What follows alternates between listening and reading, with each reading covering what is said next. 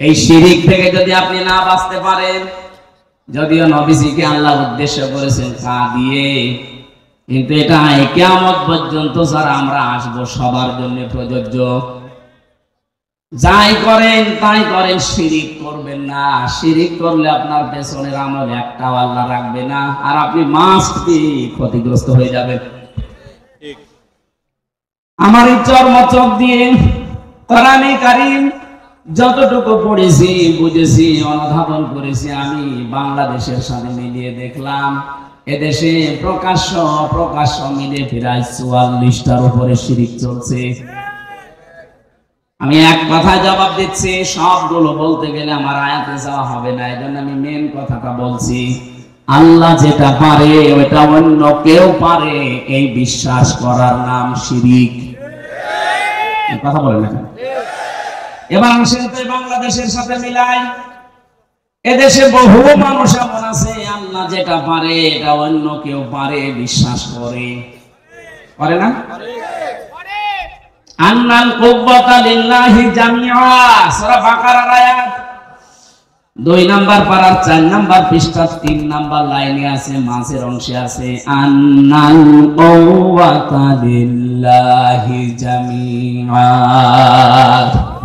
সব ক্ষমতার উৎসকে আর জোরে অন্য দলে যারা আছেন, অন্য মতে যারা আছেন, আমি আপনাকে চিনি না, নামও জানি না, তারপরও বাঁচার জন্য বলছি, বাংলাদেশে বহু দলের লোক আছে এখনো বিশ্বাস করে ক্ষমতার উৎস জনগণ।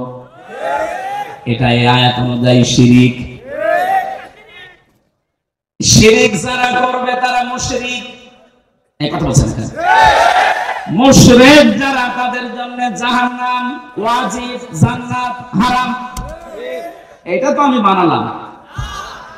ইন্নাহু মান ইউশরিক বিল্লাহি ফাকাদ হারামাল্লাহু আলাইহিল জান্নাহ ওয়া মাআওয়াহুন নার ওয়া মা লিয-যালিমিনা মিন আনসার।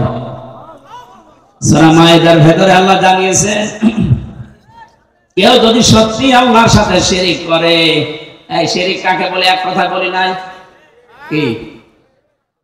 আল্লাহ যেটা পারে ওইটা অন্য কেউ পারে, বিশ্বাস করার নাম, আরো জোরে বলে বিশ্বাস করার নাম শিরিক। যারা করে তারা আরো জোরে বলেন মুশরিক। মারা গেলে বিনা হিসাবে বিনা বিচারে যাবে জাহান্নামে, জান্নাত হারাম, জাহান্নাম ওয়াজিব।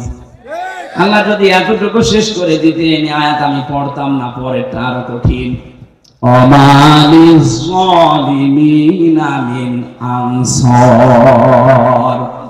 কারণ শিরিক যারা করে এরা যেহেতু আল্লাহর সাথে জুলুম করে, ইন্নাশ শিরকা লাযুলুমুন আযীম, সবচেয়ে বড় জুলুম আল্লাহর সাথে শিরিক করা। এই জুলুম যারা করবে তারা মরণের পর থেকে আল্লাহর সাহায্য থেকে বঞ্চিত। কেউ সাহায্য করলে আল্লাহ কবুল করবেন না। যেহেতু আমাদের দেশে 96% মুসলমান, এই দেশের জন্য শুধু এটা না, এটা রেকর্ড হচ্ছে। আমার এই আলোচনাগুলো বাংলাদেশের চাইতে বেশি চলে ভারতের, কলকাতা আর আসামে। আমি এই 2 রাজ্যে যত জায়গায় গেছি দেখি চার দোকানে বসে বসে শুনতেছে। এই জন্য ওদেরকেও সতর্ক করছি, কারণ ওরা আমার আল্লাহর বান্দা, ওরা বুঝে হোক না বুঝে হোক শিরিক করে জাহান্নামে যাবে। খুব সাবধান। বাংলাদেশে অনেক মানুষ এমন আছে আমি দেখতে পাচ্ছি, এই কথা এখনো বিশ্বাস করেন যে ক্ষমতার উৎস জনগণ। এখনই বিশ্বাস পাল্টাতে হবে। এই কথা বলে রাখেন। আপনি যদি কিছু নিয়ে যেতে না পারেন, এরা 10টা 10:30 পর্যন্ত জেগে আছেন কোন কারণে? আপনি কি রোগ দেখাতে এসেছেন যে আমার মতো চেহারার কারণে? এই যে দেখে যান, আপনার চাইতে বহু সুন্দরী মানুষ এখনো পর্যন্ত কবরে পড়ে আছে। এনা চেহারা দেখার জন্য আমার আপনার কেউ আসে না, এসেছে কিছু নেওয়ার জন্য। আরে বিশাল আয়োজনে লক্ষ লক্ষ টাকা খরচ, 5টা মানুষ যদি শিরিক থেকে বাঁচতেই না পারে, ছাতা দিয়ে লাভ কি? কথা বলে না কেন? আমি সহ যাদের এই বিশ্বাস এখনো আছে যে না ক্ষমতায় জনগণ দিতে পারে, এটা এখন পাল্টাতে হবে। এইটাই বাংলাদেশ জামাতি ইসলামী মানত না, এই জন্য তাদের নিবন্ধন পর্যন্ত বাতিল করে দিয়েছিল। তারা বলেছিল না ক্ষমতার উৎস আল্লাহ, কুলিল্লাহুম্মা মালিকাল মুলকি তুতিল মুলকা মান তাশা।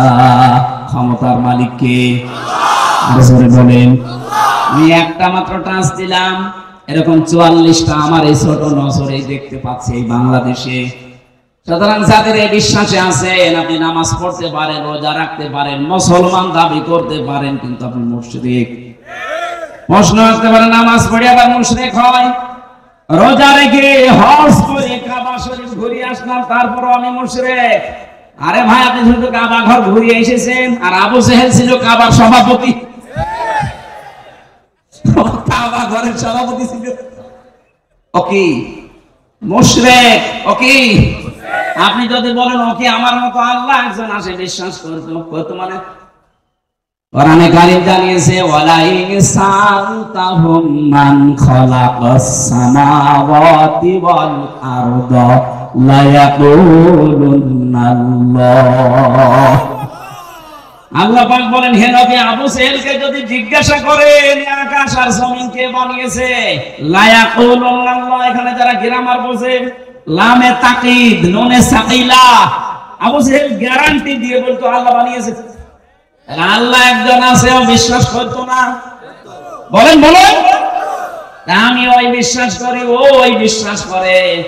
ও বিশ্বাস করার পরেও যদি মুশরিক হয় আর আমি ওই বিশ্বাস করে ইমানদার থাকি, কোন কায়দায়? পার্থক্য এতটুকু, ওই যে ক্ষমতায় দিতে পারে যে দেব দেবীরা আছে এরাও, আর এখন আর দেব দেবী আমরা বিশ্বাস করি না, করি মানুষ দিতে পারে, কথা একই। শয়তান এটা উল্টিয়ে দিয়েছে আমাদের সামনে, কারণ শয়তান ভালো করে জানিয়েছে ৯৯% মুসলমান এই বাংলাদেশে, এদের কাছে যদি একটা মূর্তি খাড়া করে দিয়ে বলি এটা পূজা করো, জীবনও করবে না। এটা যেন না করে অন্য কায়দা এটা করা যায়, সেই বিশ্বাসটাই আমাদের ঢুকিয়েছে। এজন্য আমি সহ যারা এই বিশ্বাসে আছি, এই বিশ্বাস পাল্টাবেন কিনা বলেন? যদি না পাল্টাতে চান, আমি নাম ওয়াজ করব না।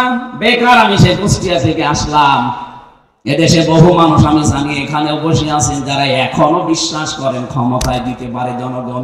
না, বিশ্বাস যারা করেন এক্ষুনি বিশ্বাস ভেঙে চুরমার করে ফেলেন।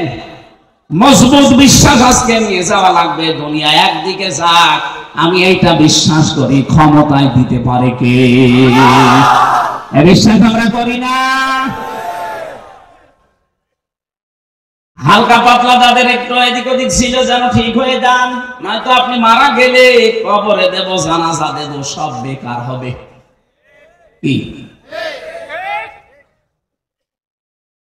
আমি যে কথা বলতে চাচ্ছিলাম এতক্ষণ পর্যন্ত, ঈমান অন্তত যারা আমরা এনে ফেলেছি, আমাদের ঈমান যেন নষ্ট হয়ে না যায়। ঈমান নষ্ট হয় প্রথম কারণ কি? শিরক। বলেন বলেন, আরো জোরে বলেন।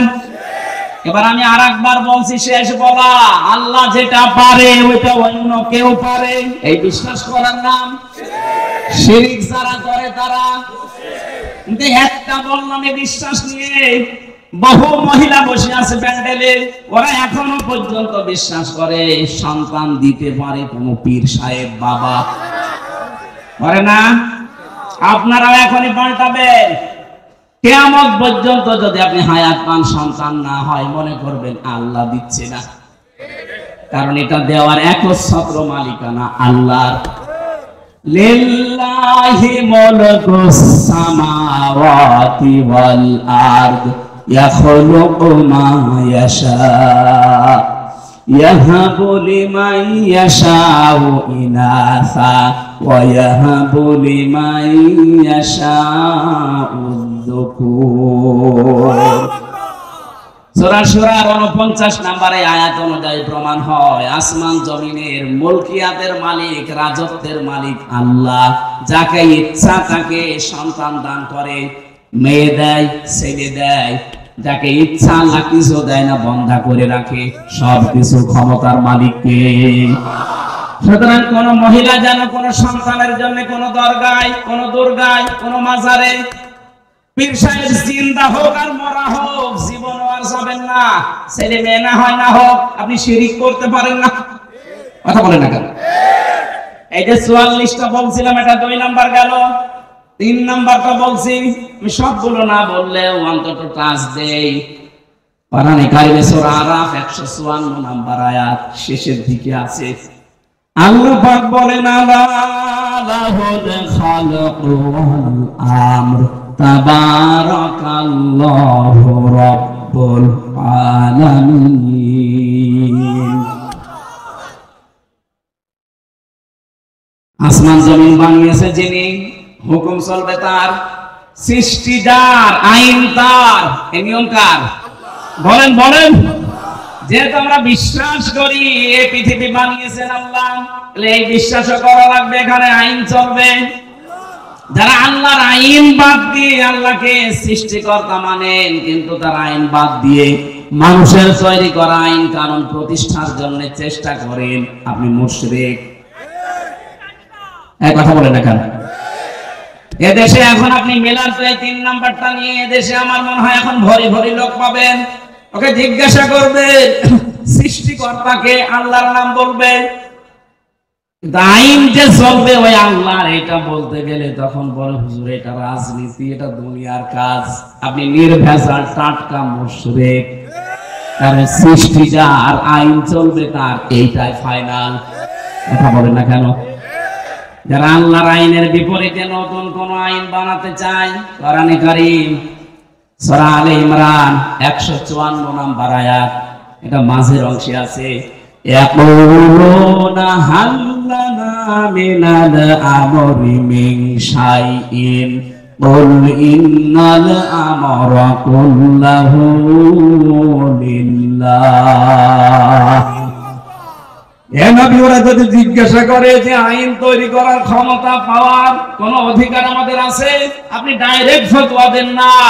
আইন তৈরি করতে পারে শুধুমাত্র কে? আরো জোরে।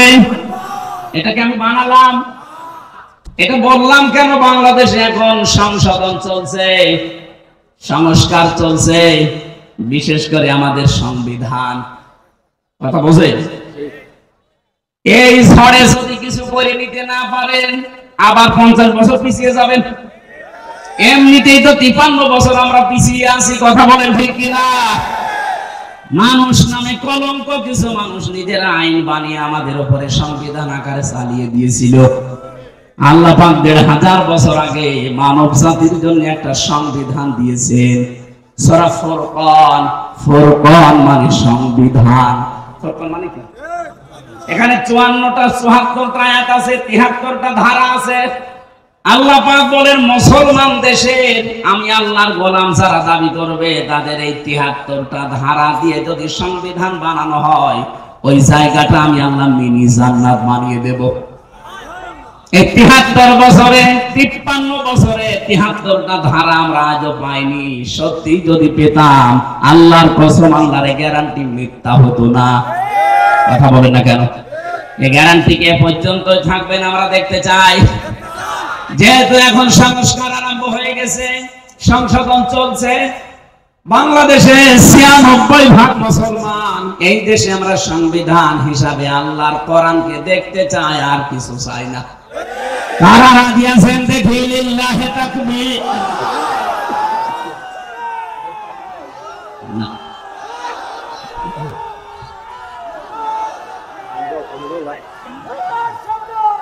ঠিক আছে, আলহামদুলিল্লাহ ভাই, কথা বুঝলেই হবে, তাকবীর না দিলেও সমস্যা নেই, কথা বুঝলে হবে। বসে আমার একটা একটা করে সবগুলো বলা সময় নিয়ে আমি তাড়াতাড়ি তাফসীরে প্রবেশ করছি। যেটা বললাম খুব গুরুত্বপূর্ণ বিষয়, আমাদের ঈমান থাকা না থাকার বিষয়। এজন্য মানুষের মর্যাদা দিনের পর দিন আল্লাহ বাড়াবে তাদের। এই পৃথিবীতে যে মানুষগুলো ঈমান আনবে, ঈমান পাবে না। আমরা ঈমান পেয়েছি না ঈমান এনেছি? আমরা ঈমান আনতে চাই। এটার হাত ধরে বসিয়ে দেব। মাথার 2-3টা তার কেটে দিয়েছে। মানুষের তো একটা কাটে আর ওর তো 4-5টা শেষ। আমার ভাইরা 2 নম্বরে ওয়াল্লাযীনা উতুল ইলমা দারাজাত, তোমাদের ভেতরে যারা ইলম পাবে দারাজাত দিয়েছেন বহু বছর, দিন যত যাবে তত তাদের মর্যাদা আল্লাহ বাড়াতেই থাকবে। না এটা ডিস্টার্ব করবে দেখছি, ওরা 2 কলে 2 হাত ধরে রাখেন। আপনারা কথা বুঝতেছেন কিনা বলেন? না না বুঝলে আমি মোনাজাত করে দেব। বুঝতেছেন? কোন জায়গায় যে আমাদের সম্মান আমরা আজ পর্যন্ত এইটাই জানি না। মনে করে জোর করে সম্মান পাওয়া যায়, জোর করলে যে আরো ঘৃণিত হওয়া লাগে প্রমাণ দেখলেন না? 3 জন স্বৈর শাসকের নাম এই কয়েকদিনে আমরা দেখতে পেলাম। বাশার আল আসাদ, এরপরে এই যে আফগানিস্তানের কি যেন নাম ছিল, আশরাফ ঘানি, আর আমাদের এটার নাম তো আমি মুখে নিয়ে আসতে চাই না, ও সাথে আমার দরকার নেই। যারা জোর করে টিকে থাকতে চেয়েছিল সম্মান পাওয়ার জন্য, দেখেন আল্লাহ কি ঘৃণিত করে দিয়েছে। এখনো অনেকে ধান্দায় আছেন যে না বাবু ঘুরবে, বাবু ঘুরবে মানে তাহলে আফগানিস্তান থেকে যে পালিয়ে গেল ও তো ঘুরতো, ও ঘুরেছে। এই যে কাজকে না কাজকে মনে হয় পালিয়েছেন, এইটা তো আর ঘুরতেছে না। সুতরাং উনি গেছে তো গেছে, ও ধরার আর কোনো পদ্ধতি নেই। পৃথিবীতে আমরা যাদেরকেই পালাতে দেখি, এই যে লক্ষণ সেন 805 বছর আগে পালিয়েছে, আজও ঘুরে আসেনি। হয়তো পুড়িয়ে ফেলেছে, নাই কুকুর শিকালের খাবার হয়েছে। এই জন্য যারা পালিয়ে যায় ওদের ভেতরে সৎ সাহস নেই, এই জন্যই পালায়। ওরা যে ঘুরে আসবে কোন মুখে আসবে? সেদিন সিলেট মৌলভী বাজার থেকে ওরা আমারে দিয়ে গেল মাহফিল ধরার জন্য হেলিকপ্টারে। এই পাশে যে হুক থাকে, পাইলটকে বলছিলাম যে ভাই এই যে হালকা হুক দেওয়া, এ আবার পড়ে যাব না তো? বলছে ওখানে হাত দিয়ে, হাত দিলে যদি খুলে যায় তাহলে আপনি কিন্তু পড়ে যাবেন। তখন আমরা ব্রাহ্মণবাড়িয়া পার হচ্ছি, মনে মনে ভাবছিলাম আল্লাহ 2 বোন পালিয়ে গেল, একটু খুলে যেতে পারল না, যদি একটু খুলে যেত কার সামনে যে পড়তো, পিটিএ মেরে ফেলতো জনগণ। কথা বলে না কেন? ওই সময় মনে মনে ভাবছিলাম আমারটা তো না খোলে, অন্তত ওরা 2 বোনের যদি একটু খুলে যেত। এখানে জোর করে সম্মান পাওয়া যায় না। সম্মান আল্লাহ রেখেছে ঈমানের ভেতরে, শিরিক মুক্ত ঈমান, শিরিক মুক্ত আর বেদাত মুক্ত আমল। 2 নম্বরে যাদের এলেম আছে। এখন প্রশ্ন আসতে পারে অনেক জ্ঞানী মানুষ, এলেমওয়ালা মানুষ ছিল, কিন্তু তাদের তো এখন মানুষ সম্মান দিচ্ছে না। এই বাংলাদেশের রুহুল আমিন বলে যে ছিল খতিব, এখন তার সম্মান আছে? ফরিদউদ্দিন মাসুদ এলেম ছিল, কিন্তু এলেমের উপরে আমল ছিল না, এজন্য আল্লাহ ঘৃণিত বানিয়ে দিয়েছে। জোর করে ইমামতি করার জন্য আবার গিয়েছিল, জনগণ জুতা দিয়ে পিটিয়েছে। পরের দিন আবার স্ট্যাটাস দিয়েছে, জুতা আমাকে মেরেছে কিন্তু আমার গায়ে লাগে। শয়তান! আমার মনে হয় শয়তানও হাসে যে আমি আর কি শয়তান, এটা আলেম নাম নিয়ে এত বড় জালেম। পৃথিবীর 6 জন মানুষের তালিকা আপনারা জানেন, যাদের নাম আপনি সার্চ দেন, গণহত্যার তালিকায় যাদের নাম আছে তার ভেতরে যারা পালিয়েছে ওনাদের 1 নম্বরে নাম আছে। একজনের নাম আছে, একজন। ওখানে হিটলারের নাম পাবেন, চেঙ্গিস খানের নাম পাবেন, যার কাছে পালিয়ে গেছে ওনার নামও আছে, যে গেছে তার নাম আছে, আর বাকি 2 জনের নাম আমি বলবো না। এখন যদিও সমস্যা নেই, তারপর এটা আন্তর্জাতিক বিষয় পড়ে, যাদের নাম বললাম এদের নামে একেবারে আধা জল খেয়ে গালি দিলেও অসুবিধা নেই। এজন্য গণহত্যার তালিকায় যাদের নাম, এই মানুষগুলোর বিচার যদি না হয়, পৃথিবীতে আরো অনেককে আমাদের হারানো লাগবে। এজন্য আমরা চাই খুব তাড়াতাড়ি গণহত্যার অন্তত বিচার হোক। 2732 জন মানুষ হত্যার সাথে এরা জড়িত। এই কথা বলেন না কেন? 2780 জন মানুষকে পঙ্গু করার পেছনে এরা দায়ী। কারো আজ হাত নেই, কারো পা নেই, চোখ নেই, অন্ডকোষ উড়ে গেছে। এরকম বহু মানুষ তাদের পরিবারের আজ বোঝা হয়ে আছে। বোঝা গেল যারা দিয়ে গেল ওরা কিন্তু না দিলেও পারতো, পালিয়ে যখন যাবে তখন আপনি এই কাজ করে গেলেন কেন? কথা বলেন না কেন? আর আপনার এত মহব্বত ভালোবাসাতে আগে থেকে জনগণকে বলতে পারেননি যে আমি পালিয়ে যাব। এখন ওই মানুষগুলো উল্টা আজকে 2 দিন দেখতে পাচ্ছি চট্টগ্রামের এই ফেনী চট্টগ্রামের মাঝে যে চিকন রাস্তা ওরা খুব দুর্বিসন্ধি লাগিয়েছে।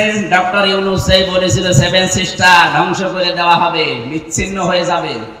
ওই দিন থেকে শুরু করে এই 2 দিন বেশি ওরা বলছে চট্টগ্রাম আমরা নিয়ে নেব। চট্টগ্রাম নিয়ে নেবেন কি? আমরা কি যৌতুক দিতে চেয়েছি আপনাকে? পালিয়ে যাওয়ার মেয়ে কিসে যৌতুক? মেয়ে তো পালিয়েই গেছে, ওরা তো আমরা মেনেই নেব না, বিয়েই মানি না। কথা বলেন না কেন? চুরি করে বিয়ে করে আসে থাকেন, অসুবিধা নেই। পাশে তো একটা স্বামী পেয়েছেন ফিরি। আমরা চাই অন্তত বউ আর শালি 2 জন মিলে যদি আপনি একটু পকেট মারে, তারপরেও তো আমরা একটু ঋণ মুক্ত হতাম। বহু ঋণ হয়ে গেছে, এখন 1,20,000 টাকা এক একটা মানুষের মাথার উপরে ঋণ। ঋণটা দিয়ে গেলেন আপনি, না দিলেও পারতেন। এই জন্য আমরা চাচ্ছি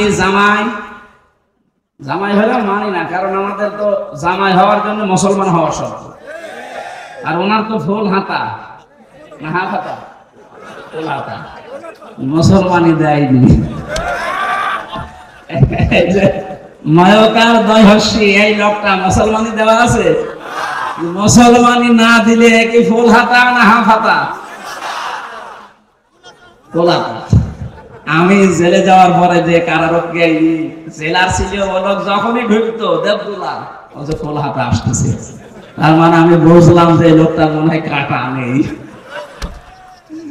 ওনারই যেহেতু আত্মীয় স্বজন বংশধর, ওই নামে তো মিলে যাচ্ছে দেবদুলাল, নাম শুনে বোঝা যাচ্ছে না যে কি হবে।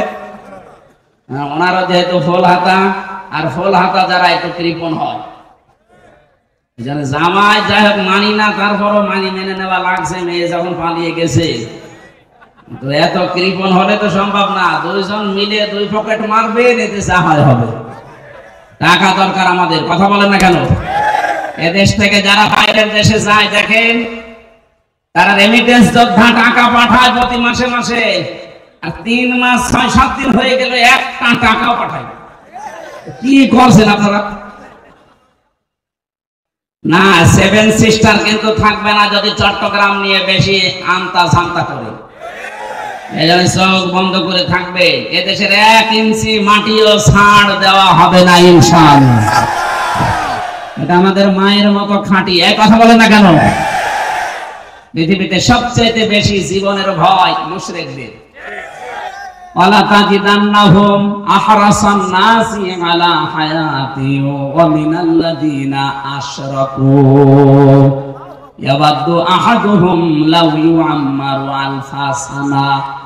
আল্লাহ পাক বলেন, হে নবী, জীবনের উপরে সবচেয়ে বেশি আহারাস, বেশি ভালোবাসা, মহব্বত, আসক্তি দেখতে পাবেন এই দুনিয়াতে মুশরিকদের। ওদেরকে যদি বলেন তোমরা 1000 বছর বেঁচে থাকবে, ওরা বলবে আরো বাঁচতে চাই। এই জন্য একটু বন্ধ করে দিয়েছি আমরা ওই দেশে যাওয়া আসা। ওরা দেখেন মরণের ভয় এখন অস্থির হয়ে পড়েছে।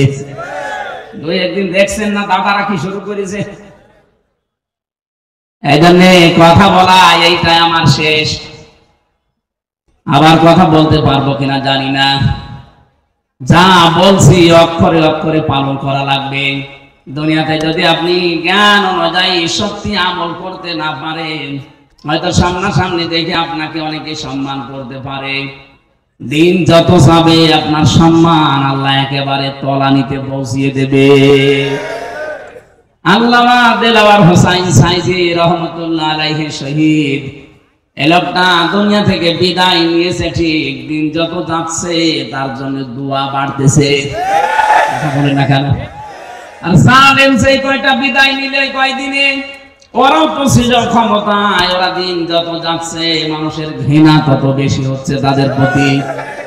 এখানে যারা এলেম অনুযায়ী আমল করেননি তারা আলেম না, তারা আল্লাহর কাছে জালেম।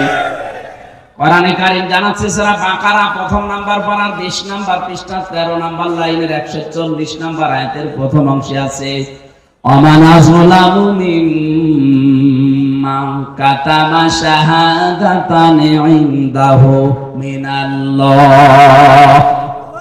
আল্লাহ পাক বলেন তোমরা বড় জালেম দেখতে চাও, সব চাইতে বড় জালেম আমি আল্লাহর কাছে ওই লোকটা যাকে আমি আল্লাহ কোরআনের জ্ঞান দিয়েছিলাম, এটা জানার পর দুনিয়ার স্বার্থ পেয়ে গোপন করে দিয়েছে। ছোট জালেম না, আফজাল ইসলে তাফসিল আসলাম। সুতরাং এই দেশে 15.5 বছরে জালেমদের 5-8টা গোলামি যারা করেছেন, এত বড় বড় জালেমদেরকে যারা কওমি জননী উপাধি দিয়েছেন, আল্লাহর কসম আপনি আল্লাহর কাছে আলেম না জালেম। তাও ছোট জালেম না বড় জালেম। এদের সম্মান দিন যাবে আরো কমতে থাকবে না বাড়বে? ইয়ার ফাঁকিয়েছেন আল্লাহ এই কারণে। এই জন্য যাদের নাম আমি জানি না, অনেকের জানি, সম্মান মর্যাদা কামনা করছি ঈমান এবং জ্ঞানের উপরে আমল করার কারণে। আল্লাহ যেন অবশ্যই আয়াতটা আমাদের সবার জীবনে কার্যকর করেন, বলেন আমিন। দরুদ আর সালাম পাঠ করছি নবী মুহাম্মদ রাসূলুল্লাহ সাল্লাল্লাহু আলাইহি ওয়াসাল্লামের প্রতি। এই যে কোরআনে কারীম পড়তে গেলে 29টা অক্ষর জানার মাধ্যমে পড়া লাগে, আলিফ থেকে ইয়া।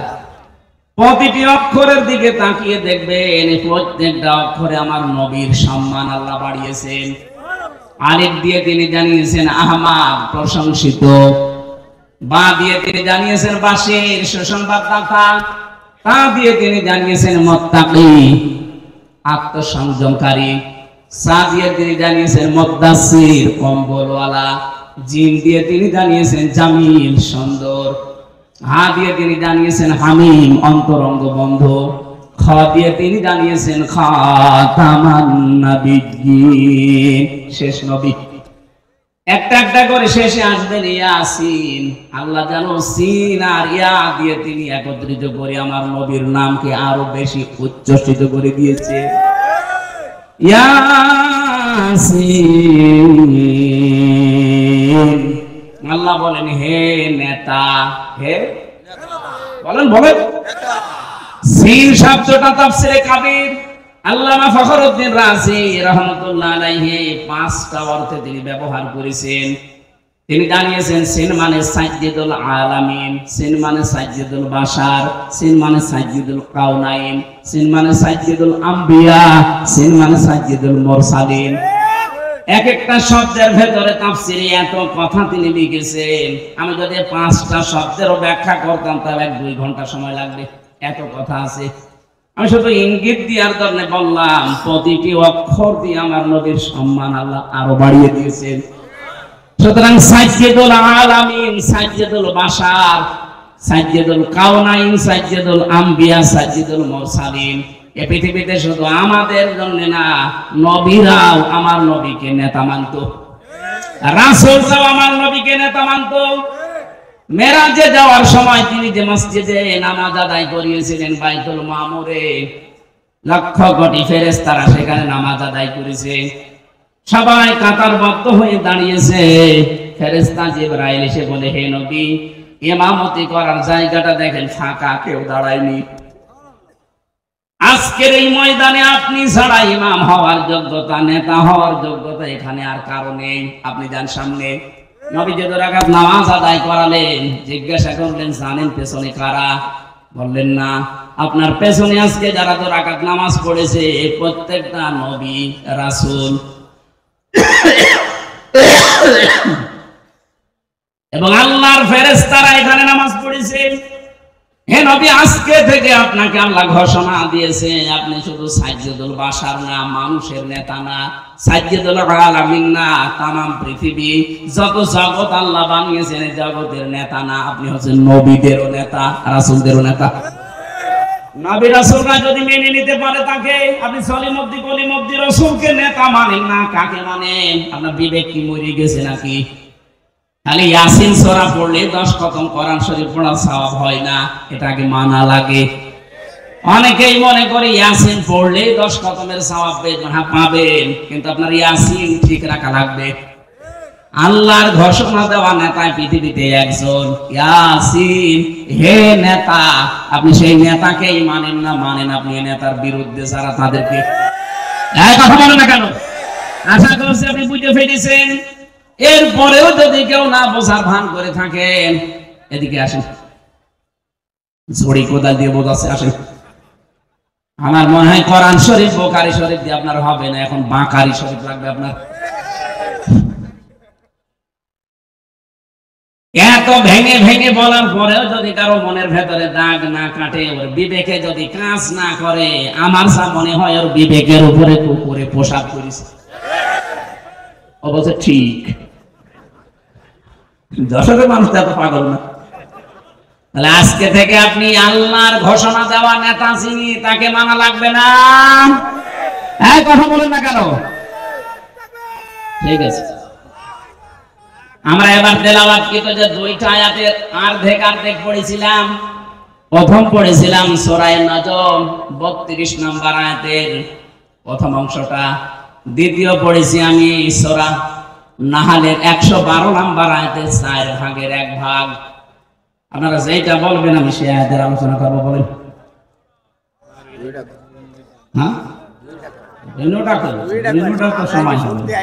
ঠিক আছে, শরীর পারা লাগবে না।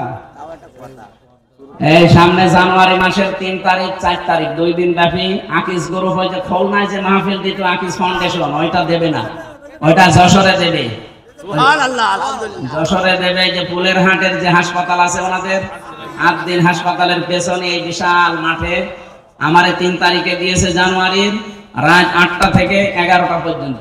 আলহামদুলিল্লাহ। আর মিজানুর রহমান আজহারি ভাইকে দিয়েছে 4 তারিখে, ওনারও 8টা থেকে 10টা পর্যন্ত।